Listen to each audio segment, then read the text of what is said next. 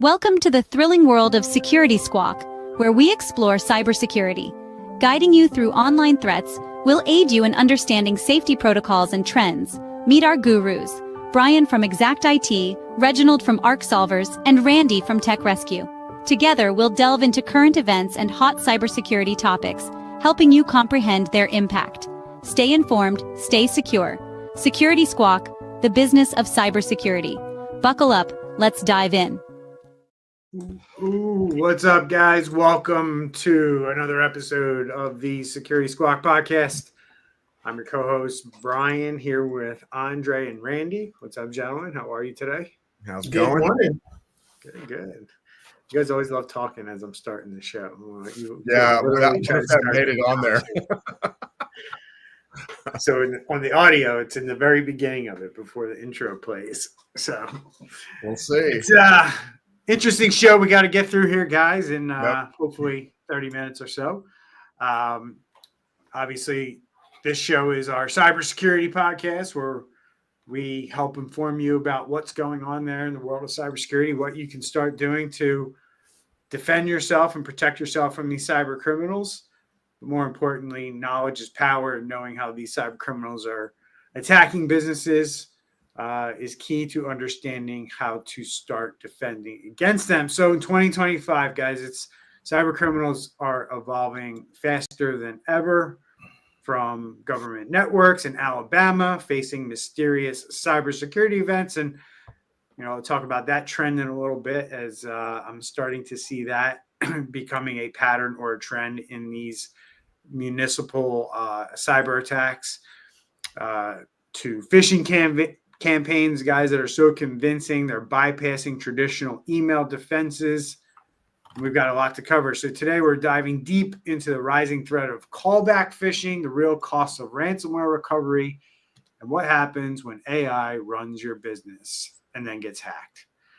So as always, we're ready. Buckle up. This week's headlines packed with jaw-dropping implications for businesses everywhere. Let's jump into it. Alabama's first up on the docket. Not too far from you guys, right? Kind of right in between the two of you. Alabama is, right? Closer to Florida. A little bit.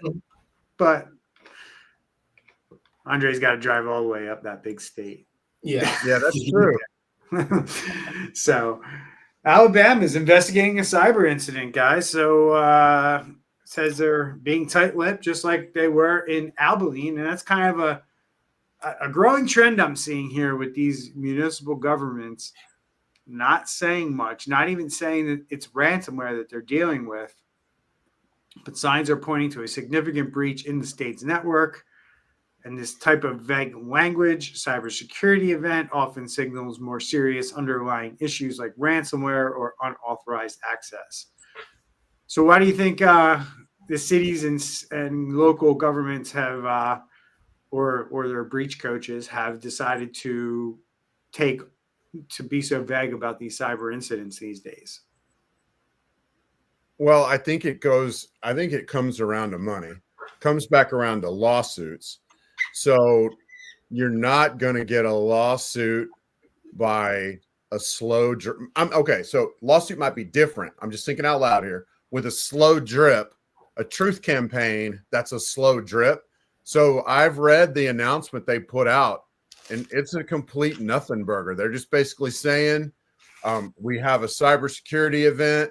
We've done best practice by bringing in a leading cybersecurity firm.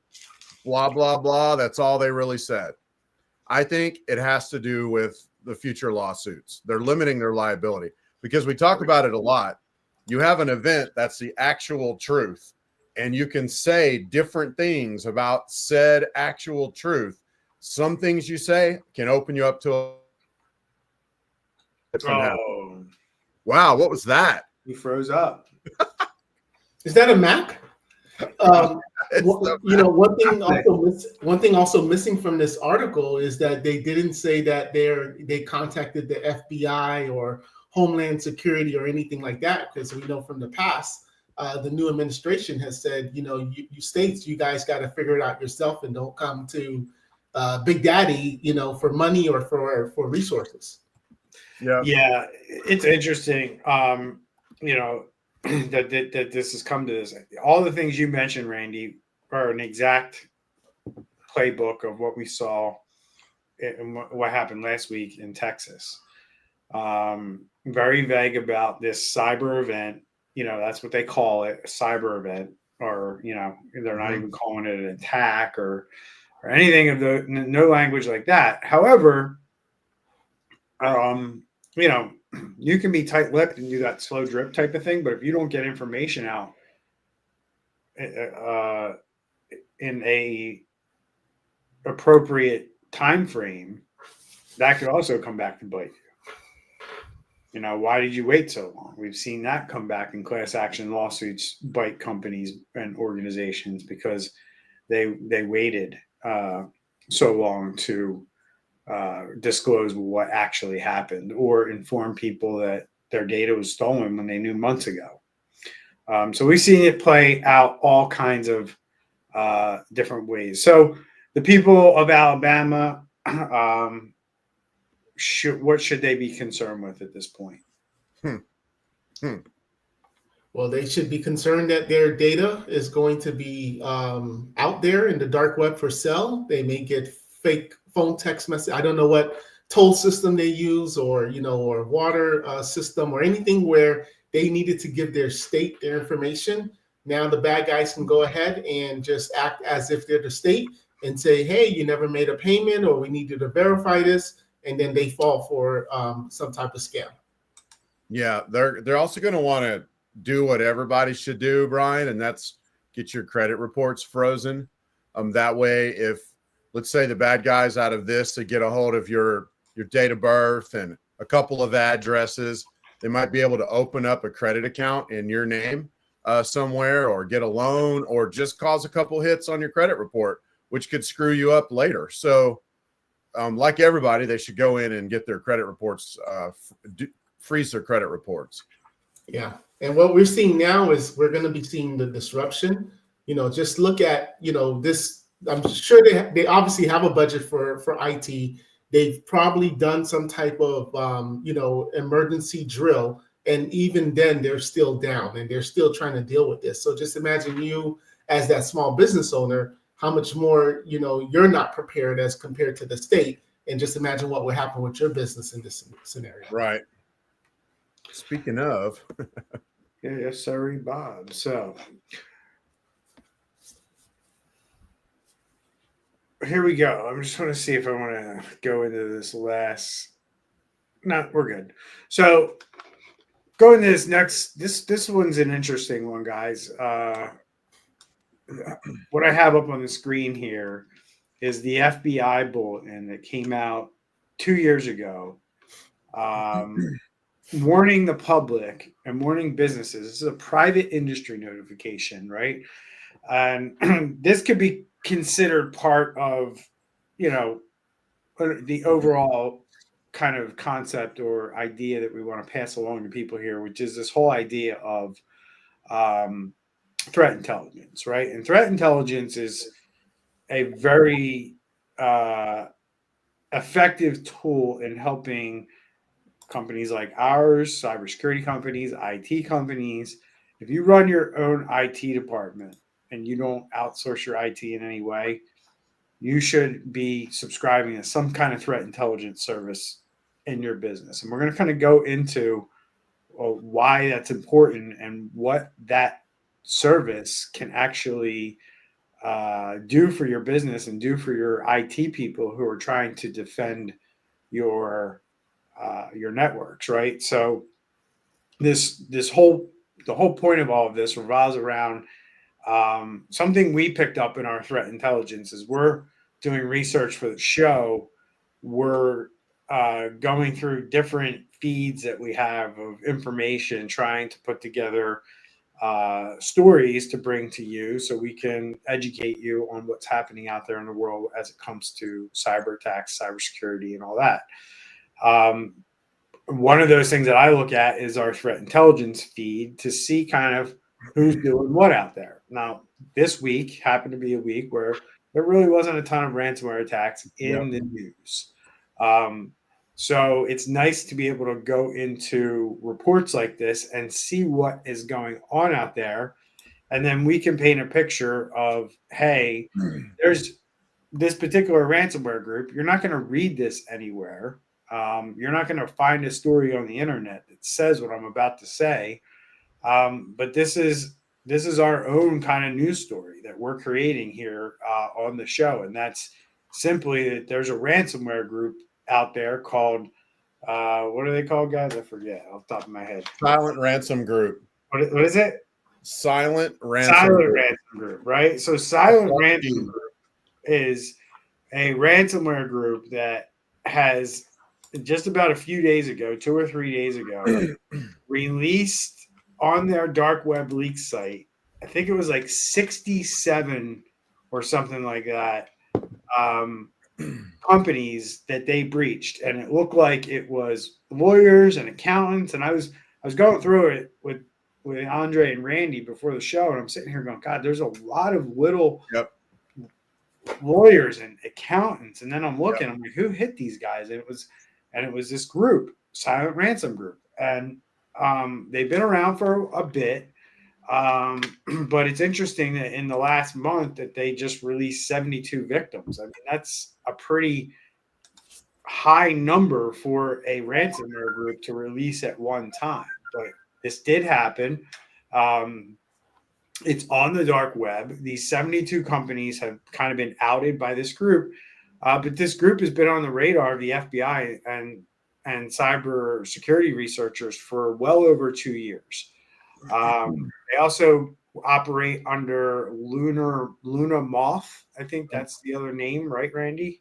Yeah, Luna Moth. And in this particular bulletin, the FBI doesn't necessarily call out this particular group, but if you do your research, you're going to find that all signs point to this group was the reason that this was written, right? This whole playbook of how your business is going to be attacked by this group is basically what this is, right? And how to avoid getting exposed by them. Doing things like, requiring all accounts to have strong passwords, right? Long passwords. Don't store them. Use salts on your password. Avoid reusing passwords. Implement multiple failed login attempts and account lockouts. Like all basic stuff we talk about is like cybersecurity 101, right? Multi-factor authentication. Make sure you know where your security servers are and stuff like that, and make sure you know what's going on with them and that they're up to date and and they're well maintained and managed. Auditing your user accounts, making sure that you know who's logging in on what accounts and where they're going and what they're doing and how many times they're doing it, and somebody's not using one of your employees' accounts to move around your network and do bad things. Implement time-based access for sensitive accounts and set at the admin and higher level. Like there's all these different things that the FBI says you can go through, and if you do these things, you're going to make it really hard for a group like this to deploy ransomware on your network. But unfortunately, 72 companies did not do this, and they fell victim. And now we have a ransomware group using things like these callback phishing scams, right? Can one of you guys go into like what's so different or special about callback phishing scams over typical phishing email scams? Can you shed some insight into that, please? Yeah, it's actually pretty simple and just like pretty smart, because sometimes you think that, okay, I have all of these firewalls and, tools to protect from bad guys coming in. And what they basically do is they send out a email. It looks legit. It could be saying your product is expiring. They keep it under $1,000 because, of course, if you get an invoice for $20,000, you're probably going to be like, well, we don't pay anything one time, $20,000 a year. So they keep it under a certain amount. They use, ChatGPT to make sure the English and everything is spelled right. And it leads you to questions like, hey, we're about to charge your credit card, $642.39 for your renewal. you're not sure what it is. Maybe it's legit. You want to make sure it's coded properly in QuickBooks, and it encourages you to call the number if you have any questions. So now when you call the number, they have a whole call center. They're expecting your call. They know the invoice number, and they are like, okay, hey, okay, you don't need this anymore. Okay, no problem.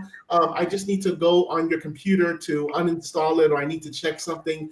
And they use tools that are legit, Zoho or TeamViewer. So basically, they're bypassing what your antivirus may just say. Yeah, this is a legit US company tool that's used to remote in. Come right in. And from there, they don't deploy the bad guys don't deploy ransomware. What they're trying to now do is try to connect to your files and see if they can now essentially copy and paste the files from your system to their systems. And then later on, they come to you and say, hey, we got you. We have your information, and now you need to pay. Yeah, so this is like a very old scam, actually, Bryan. If y'all are familiar with the Scammer Payback podcast and YouTube channel, man, they've been looking at scams like this for years, and it's called Scammer Payback because they kind of reverse engineer and they do the payback on them. But short story long, this has been around for a long time, but it's been done by 2-bit criminals that, don't have the best of techniques. And now you take a group like this, where you've got people that speak really good English, they're aware of the culture and all that kind of stuff. It just takes it to a whole nother level. And I've got a theory behind it, Bryan. I think that these ransomware groups are having a harder and harder time getting into some of the bigger companies that are finally waking up to cybersecurity. And just like we saw over on the dark web, they can do this. Yeah, it's a little more labor intensive, but they can do this and get into 70 companies over the course of, I don't know how long it's been, but on their new dark website, getting into that many companies, they're just following the money. And this is a way to do it. And it bypasses everything. Mm-hmm. Unless you have zero trust process control on your computer, it bypasses everything. Which is why we encourage people to have zero trust process control on their computers. So obviously this is a social engineering technique, right? So in order to combat social engineering techniques, we need to train our people, right? Yep. So what are some ways businesses in your minds could train staff around this? Like, what should businesses tell their staff to be mindful of or cautious of, so they don't become a victim of one of these kinds of threats or scams? Don't let anybody you don't know on your computer. That's your first gigantic red flag. When they say, hey, let me remote in, say, nah, let me get my IT company involved, or my IT department, or my cyber. Yeah, but let's be realistic, right? So we hear these so many times. Right? And we hear when we do hear businesses where an employee got tricked, right? Or your mom or your grandma got tricked, and you're like, oh, did you let them onto your computer? Yeah, I did. And it's like, why? That's the first thing. Like, why would you do that, right? I would say 90% or more of the people that let these people on their computer don't really intend to let some scumbag on their computer. Yeah.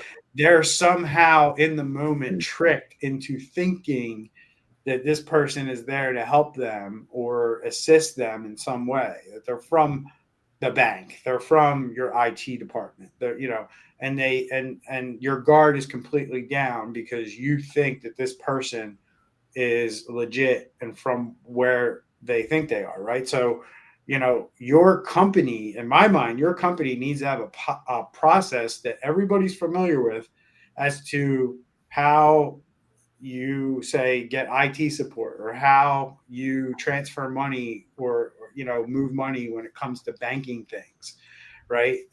You don't let the banker remote in, like Randy, right? I'm not wrong here when I say this. You can back me up because you watch these scamming YouTubes. They remote in and they literally change the numbers on the bank account. Like, right. Like don't let people into your computer to get access to your bank account. Your bank doesn't need to go through your computer to access your account information. They can access it themselves. So it sounds crazy, but at the end of the day, there was a very successful Microsoft scam using Teams that did the same thing. They acted like they were IT support, and they called the people up and they were like, hey, we know you're getting a bunch of spam email, because the hackers were sending the spam email, but they pretended like they were IT support, and the victims fell for it because they were like, yeah, I am getting a bunch of spam. Thanks for calling me. Like, yeah, help me out. And they think they're getting support from their company's IT, when really it's the hackers on the other end of the line who are getting access to the computer. And that's how these things, and these guys are, they sit around all day and they hatch these things up. What can we do to trick these people? Right. So, the moral of the story here is that's why threat intelligence feeds are important, because unlike security awareness training programs and tools that you may purchase, you're not going to get real-time, kind of information about the techniques and tactics that these organizations are using to attack your people. Some of the information in those training programs, guys, can be 6 to 12 months old, right? Or more, right? And this stuff, you need to be given almost like monthly updates on, like, to your staff as to, like, here's what we're seeing happening to companies like ours in our industry. Any thoughts on that? Disagree, agree, or is that? Yeah, I would say it two things. It goes back to the culture, and like how you're saying, like, you don't just, it's not a send a video once every 6 months and have them sign off that they watched a cheesy, cybersecurity training video.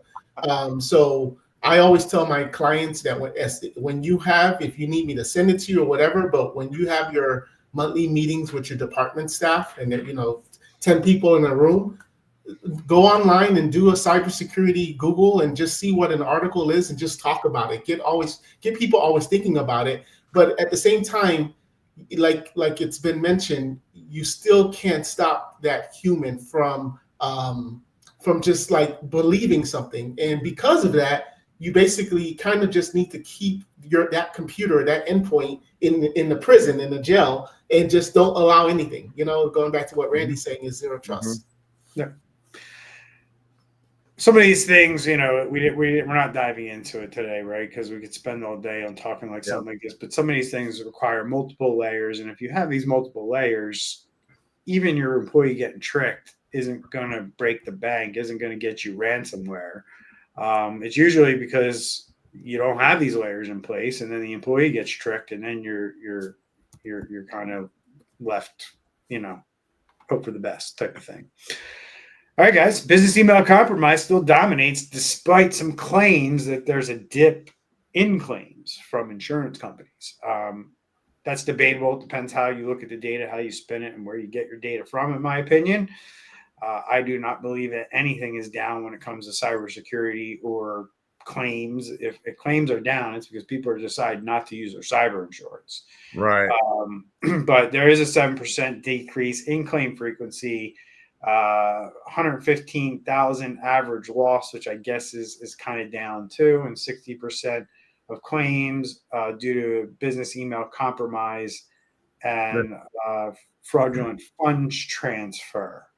So those are global highlights, but there is a 23% increase in business email compromise claims, $35,000 increase in the average loss amount, and a 29% increase in business email compromise events that resulted in fraudulent funds transfers. So with awareness being so high, guys, and multi-factor supposedly on, why is BEC still so successful? Well, I mean, first off, there's literally no good news whatsoever in this article. With almost a third of all BEC events, that's business email compromise, are resulting in money getting sent to the bad guys. And the average cost of one of these is $35K. That's the average cost. And to answer your question, I mean, it's still happening because, one, most people don't have their cloud stuff secured. They think, oh, I'm in the cloud, I'm safe. And I know it's 2025. Nobody should still be thinking like that. But most business owners think like that. They were sold that the cloud is a efficient, safe way to do everything, and like what, 80% of all businesses have migrated to the cloud. But we run across all the dang time. We run across clients that don't have their cloud properly secured. And it's real easy then, Bryan. All they got to do, the bad guys just get a username and a password off the dark web, and then they just try it everywhere. And boom, they get into one of these cloud accounts. It's not secured, and boom, they get right in, and then they start doing their thing. Yeah, and I think that answers your question. Yeah, and it's also, I'd say even more dangerous, because how many of these employees are emailing sensitive information?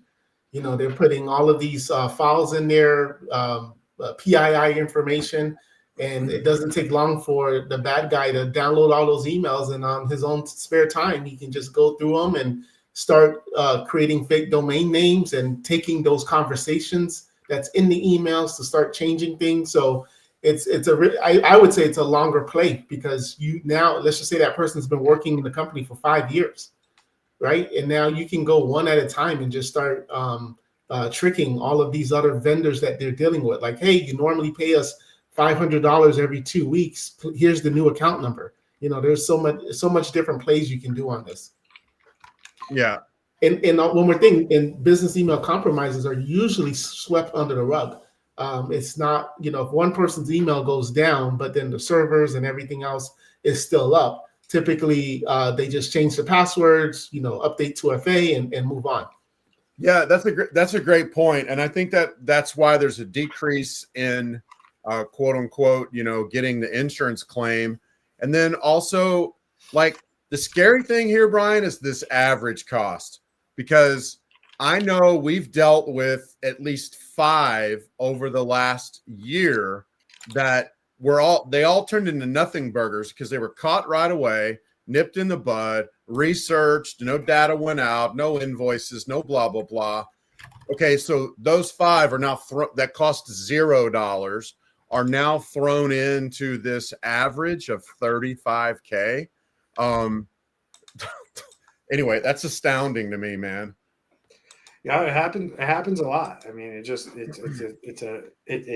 the bigger threat than ransomware for businesses. The numbers aren't as high when they get attacked, but the frequency is just through the roof. If people understood how often companies got scammed through business email compromise, and it can happen a lot of different ways, guys.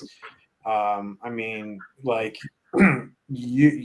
if they don't steal money directly from your business, they can use your company's email, your employees, email that they have commandeered, to then scam anybody that you're connected to and have done business with and have emailed in the past. So partners, vendors, other clients, they start getting these weird emails from this employee.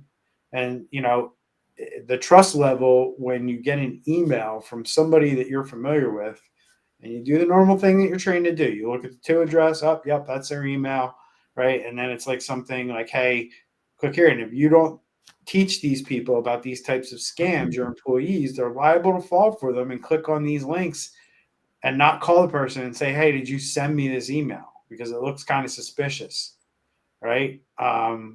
You usually don't send me a link like this, or a Dropbox link like this, or something weird, something's off, right? But a lot of that's getting harder, as Andre pointed out, with AI. It's getting harder to spot this stuff and catch it. So that's why these things are becoming more successful, because the mistakes are less and things look more believable, right? So tough game out there right now for businesses. These hackers are pretty good at what they do. So, all right, guys, let's jump into it, because this is kind of very right along with what we're talking about with this report out of Cisco, where it says 96% of organizations aren't ready for an AI-driven cyber threat. It doesn't sound like they're ready for any kind of cyber threat, in my opinion. Hey, AI is running companies now, but only 4% are truly ready to defend against AI power threats, guys. Cisco's new study paints a sobering picture of just how unprepared most organizations are for the cyber arms race. So what did you guys pick up in this article that caught your eye? Because there's a ton in here. Well, before I even got to the article, my thought was, okay, here's where we're going to be in the next 2 years, maybe 5 years, 2 months, but somewhere soon we're going to be, oh my gosh, my AI that runs my entire company has been hacked and now it's holding us ransom or whatever. That's where we're headed. So that was my first thought before I even got into the article, man. Mine's is 60% of IT teams don't know how their employees are using AI or public AI. Right. So they're finding a cool shiny tool. It's only $20. I'm not even going to put it on the company card. I'm going to pay for it myself. And now you've basically integrated your, like I saw one called Read AI. Maybe we can talk about that in the next show. But Read AI, where basically it's reading your emails, your SharePoint, your Teams, like all of this. And it's really nice. I mean, the video was nice, but you just gave this third party access to your entire company system. To everything. I am going to. I gotta call BS here. On what? Read AI? I gotta call BS on these stats. Okay. Because the key finding, one of the key findings was AI's growing role in cybersecurity. It says 89% of organizations use AI for threat analysis. No way. Yeah. No way is that almost 90%.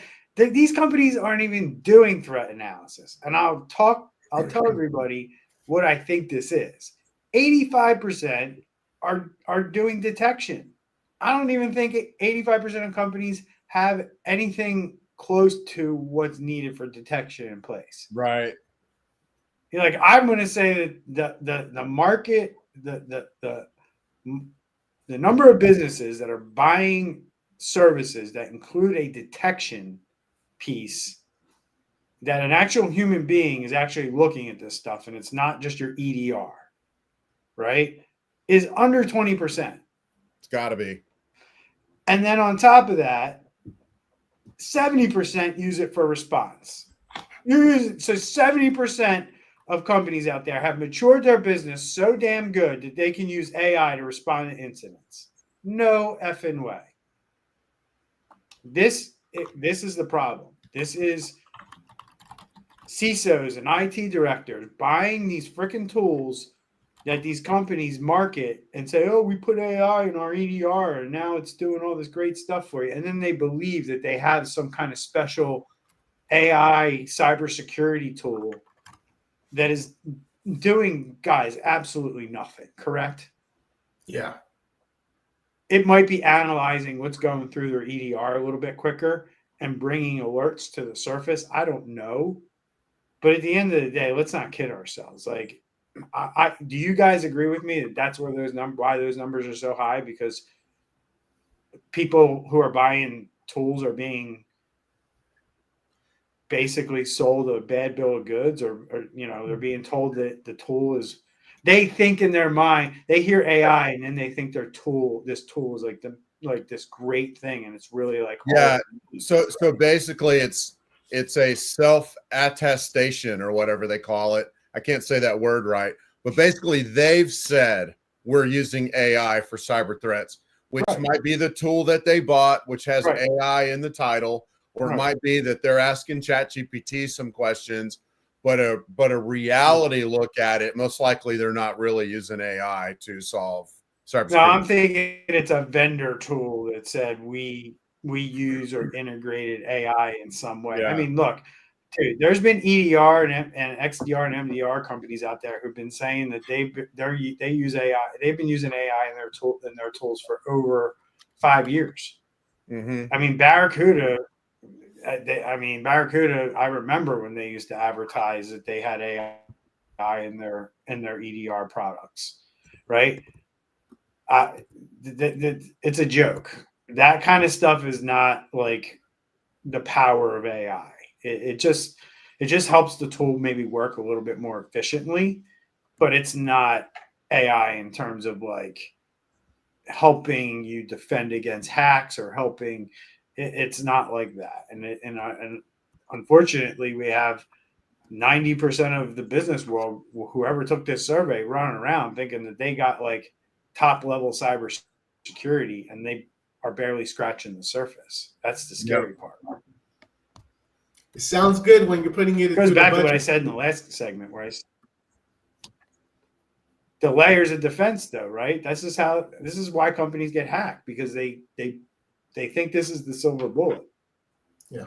Like 90% of organizations thinking they use AI for threat analysis is just mind-boggling to me. That they think that that's what's actually going on in their world. So, I don't know. Any more thoughts on this?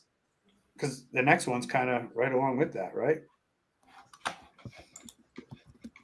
Next article. Next AI. one. Oh, yeah.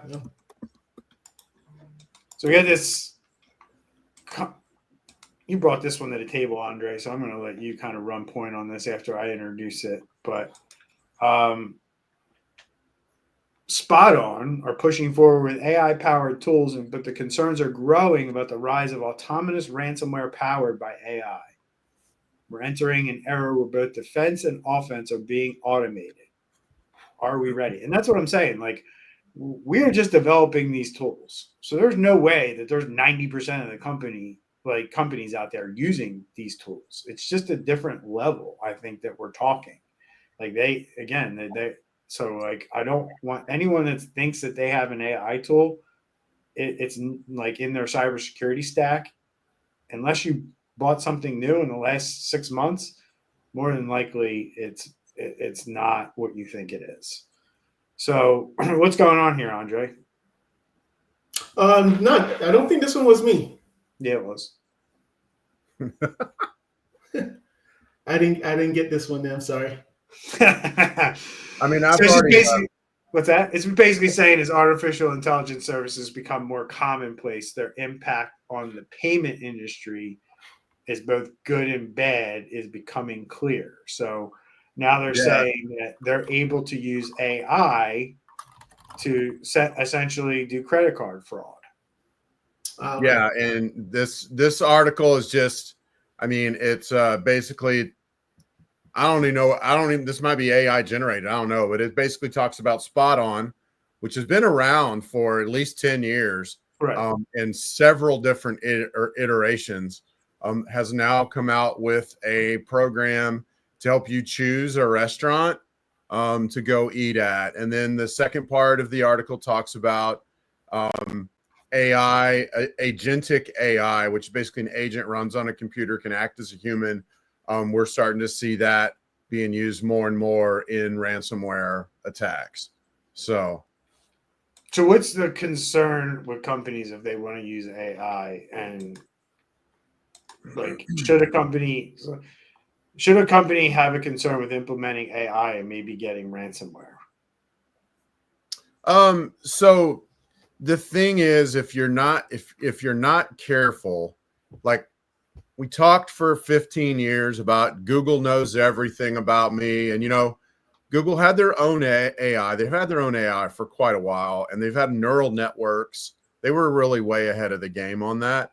We're over here worrying about all the information that Google has. And now we bring in this current iteration of AI, which basically takes all knowledge, remembers it, and then makes a relational database out of it, basically.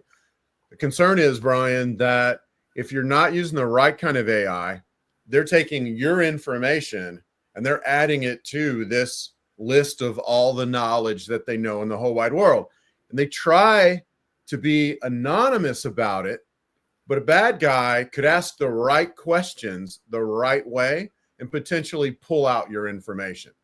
And that is the concern here, is that you need to make sure that you're using an AI. This is for our next show, practically, man. You need to make sure that you're using an AI that keeps your company data inside its own tenant, basically, or it's not being shared with the rest of AI. I mean, look at what maybe semi-related to this article, but remember with power schools and how all of basically the school systems is using this third-party company to store all of his data, and then this third-party company gets hacked.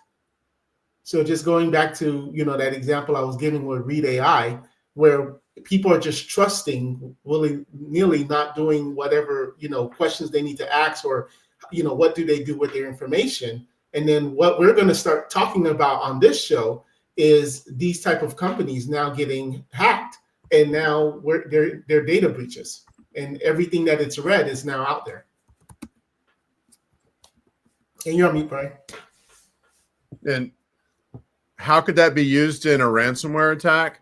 So I could have just a theory. So bad guy could have, using AI, start coming up with the correct questions, potentially to pull your data out of this AI's whole thing. Like I said, they try to anonymize it. Still the potential there.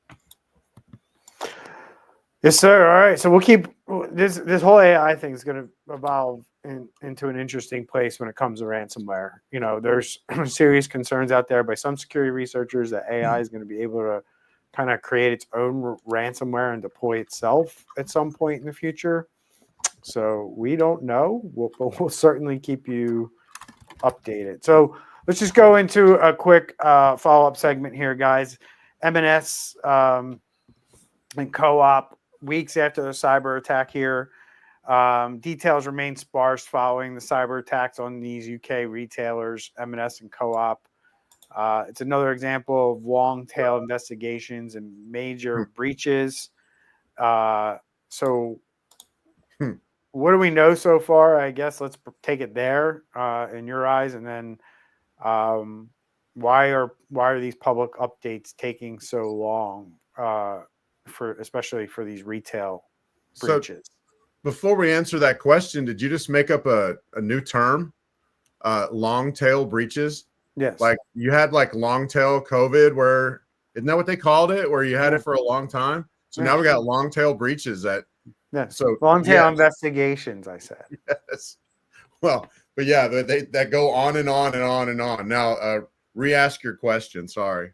Yeah, I just said, why does it take so long for these organizations to update the public on whether data has been stolen? A, they don't know, and B, they're trying to figure. It's like kind of like trying to figure out. Right. And my point is, the cyber experts, right? If you don't know at this point, what is that? Man, I kind of, right? It's to me, right? Like where we sit. When you say something like that to me, that is the same thing as me seeing somebody who's shredded and fit walking through the door and somebody who's fat and completely out of shape. Mm-hmm. Right? I can look at that and go, well, that person does the right thing and that person doesn't. Right. And that's what I'm doing here with these articles. And I go, well, that person, that company, this industry does it right. This industry doesn't do it right. And this industry, retail, typically haven't been a target over the years, but cyber criminals have learned they don't do a whole lot and they're super low hanging fruit. So let's go get them. No pun intended. Thoughts there? Any? Good. Yeah, I do. One thing that we are seeing, and the reason why this M&S is a little more public, is because this is the major supermarket in this country, and if an attorney's office got hacked internally, it's going to be chaos. They can't process their files and upload things to dockets and so forth like that. But here we're seeing it real time of how the chaos looks, because they can't operate their barcode scanners. They can't put new juices and milk on the stands and so forth like that. So it's an interesting perspective of how we're actually seeing it. Very similar to when the oil, remember the thing with the oil, the pipeline, and then there was no gas. Like we're actually seeing in public how it looks of the chaos that how the companies can't operate. All right, guys. Good show. 45 minutes in. We went a little bit over than we had planned, but we touched on everything from this callback phishing to AI-driven cyber warfare that we're warning people about. If there's one takeaway for me, it's old threats are always evolving and the new ones are going to be forever here to stay, right? They're always going to be inventing new ways to hack companies.